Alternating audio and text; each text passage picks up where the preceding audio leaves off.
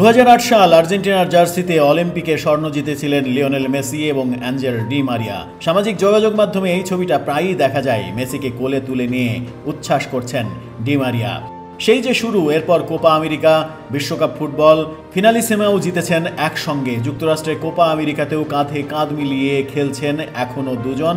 Semifinal এবং final এই দুটো ম্যাচ বাকি। 37 বছর বয়সী মেসি যে ইঙ্গিত দেননি, সেই ইঙ্গিত অবশ্য ডি মারিয়ার দিক থেকে পাওয়া গেছে। এটাই তার শেষ জাতীয় দলের হয়ে খেলা কোনো টুর্নামেন্ট, সেটাই হতে যাচ্ছে।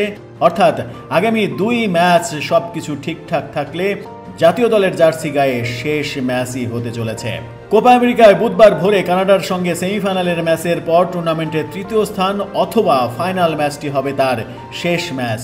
প্রতিটি দিন কমছে। কানাডার ম্যাচের আগের নিজের ইনস্টাগ্রামে এই বাক্যটি লিখে ডি মারিয়া বোঝাতে চেয়েছিলেন দেশের জার্সিতে আর বেশি দিন খেলার সুযোগ নেই। আর্জেন্টিনার বর্তমান দলের প্রাণ যদি হন লিওনেল মেসি, ডি মারিয়া তার ইঞ্জিন, এটা অনেকেই মানেন। মেসির পরে জনপ্রিয় বেনফিকার ও অ্যাটাকিং মিডফিল্ডার তিনি। মেসি না থাকলে তিনিই হয়ে যান দলের নেতা। আর্জেন্টিনার হয়ে 143 ম্যাচে 31 গোল করা ডি মারিয়া চোটের কারণে ইকুয়েডরের বিপক্ষে কোয়ার্টার ফাইনালে খেলতে পারেননি। এখন দেখার বিষয় শেষ 2টি ম্যাচ কিভাবে রাঙাচ্ছেন। তবে এটুকু নিশ্চিত, ডি মারিয়া অধ্যায় শেষ হয়ে যাচ্ছে আর্জেন্টিনার জার্সিতে।